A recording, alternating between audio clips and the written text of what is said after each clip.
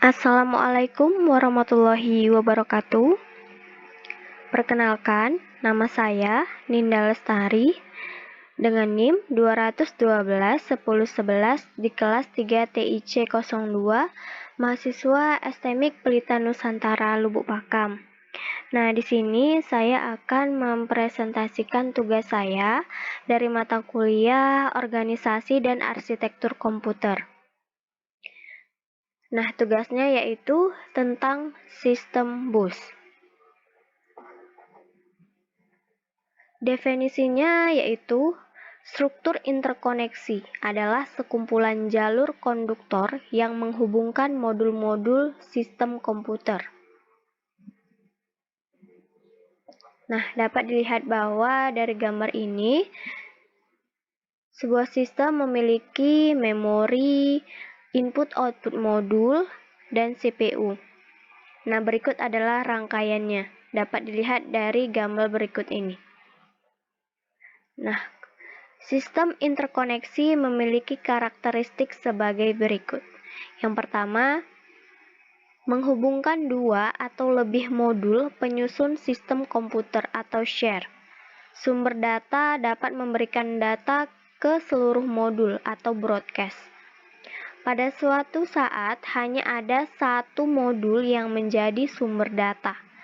Nah, kemudian umumnya terdiri dari 50-100 jalur, yaitu address information atau address bus, menentukan asal tujuan transfer data.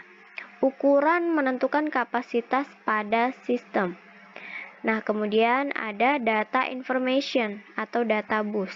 Ukuran menentukan unjuk kerja secara umum. Nah, kemudian ada juga control information atau control bus, kendali untuk address dan data bus. Nah, kemudian lain-lainnya seperti power, ground, dan clock, dan lain sebagainya. Saluran data atau data bus.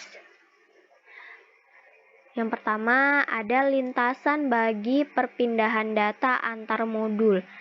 Yang kedua, umumnya jumlah saluran terkait dengan panjang word, misalnya 8, 16, 32 saluran bus data. Tujuannya yaitu agar mentransfer word dalam sekali waktu. Jumlah saluran dalam bus data dikatakan lebar bus dengan satuan bit, misal lebar bus 16 bit. Nah, kemudian saluran kontrol digunakan untuk mengontrol bus data, bus alamat, dan seluruh modul. Diperlukan suatu mekanisme kerja yang dikontrol melalui bus kontrol. Sinyal-sinyal kontrol terdiri atas pewaktuan dan perintah. Nah, sinyal kontrol itu harus ada pewaktuan dan perintah sehingga dia dapat bekerja dengan baik. Sinyal saluran kontrol. Sinyal pewaktuan menandakan validitas data dan alamat. Sinyal perintah berfungsi membentuk suatu operasi. Nah, kemudian saluran kontrol. Saluran kontrol terdiri dari apa saja? Yaitu yang pertama, ada memory write, memerintahkan data bus agar ditulis dalam lokasi alamat. Nah, kemudian yang kedua, memory read, memerintahkan lokasi alamat ditempatkan pada bus data. Input-output write, memerintahkan data pada bus dikirim ke lokasi port input-output. Input-output read, memerintahkan data dari port input-output ditempatkan pada bus data. Nah, kemudian transfer ACK atau ACK, menunjukkan data telah diterima atau ditempatkan di bus. Nah, kemudian bus request, menunjukkan bahwa modul memerlukan kontrol bus. Bus join, menunjukkan modul request telah diberi hak mengontrol bus. Interrupt request, menandakan adanya penangguhan interupsi dari modul. Interrupt ACK menunjukkan penangguhan interupsi telah diketahui oleh CPU. Dan kemudian ada clock, kontrol untuk sinkronisasi operasi antar modul. Reset, digunakan untuk menginisialisasi seluruh modul. Nah, kemudian sistem bus pada personal komputer atau PC. Terdapat beberapa jenis sistem bus pada personal komputer, yaitu ISA, Industrial Standard Architecture, MCA, Micro Channel Architecture, VESA, Video Local Bus, VCI, dan Future Bus Plus. ISA, Industrial Standard Architecture. ISA adalah arsitektur bus pertama untuk open system pada IBM PC. Sistem ini terdiri dari dua jenis bus, yaitu sistem 8 bit dan 16 bit. Jenis 8 bit memiliki 62 pin dengan 20 address line. Tersedia 1 MB memori, 8 data lines, 6 interrupt lines, 2 DMA channels, dan digerakkan oleh 4,77 MHz clock.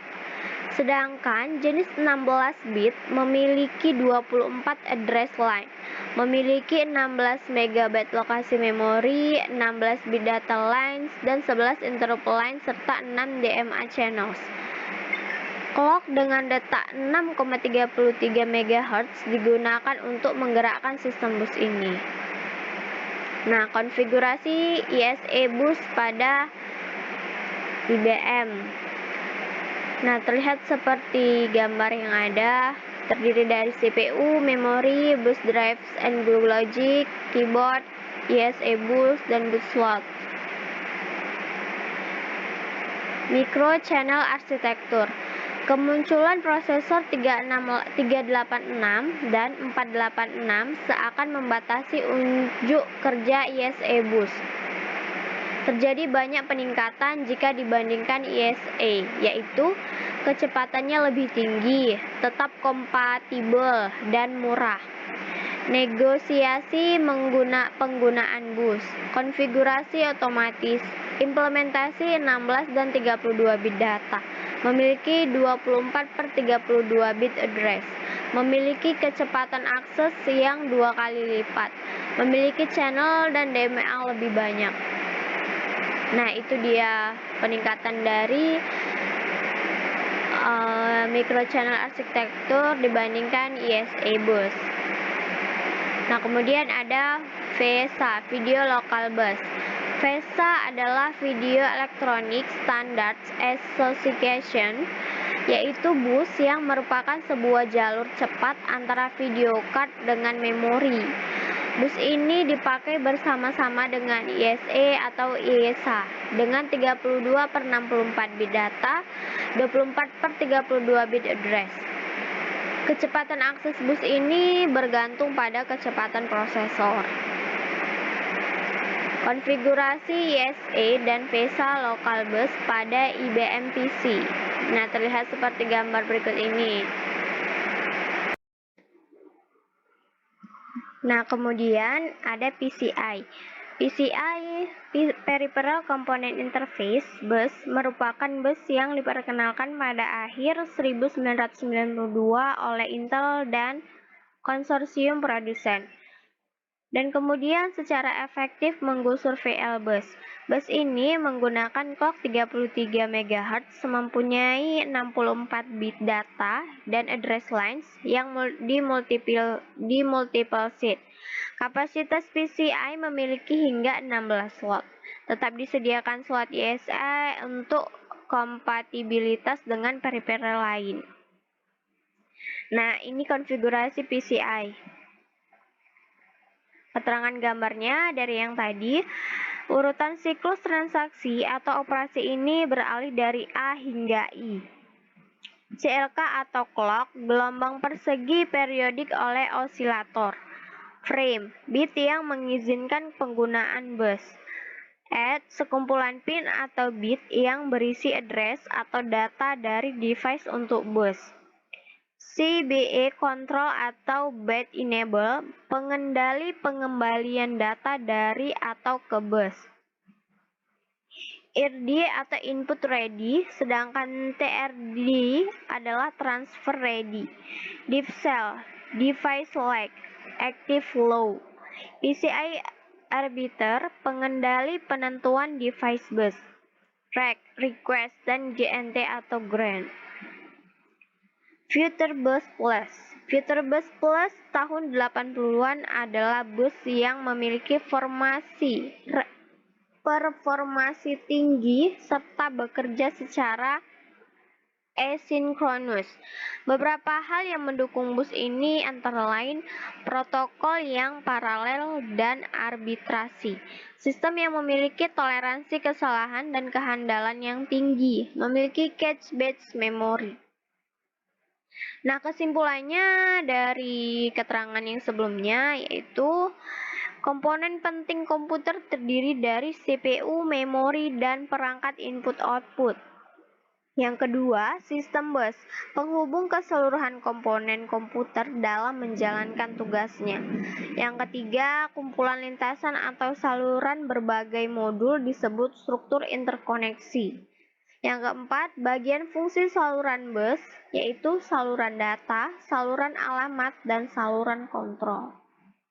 Nah, terima kasih. Ini adalah hasil presentasi dari tugas saya, di mana jika banyak kekurangan, saya mohon maaf dan bimbingannya dari dosen pembimbing saya. Terima kasih. Assalamualaikum warahmatullahi wabarakatuh. Nah, sekian dari presentasi saya. Lebih dan kurang saya mohon maaf. Assalamualaikum warahmatullahi wabarakatuh. Terima kasih.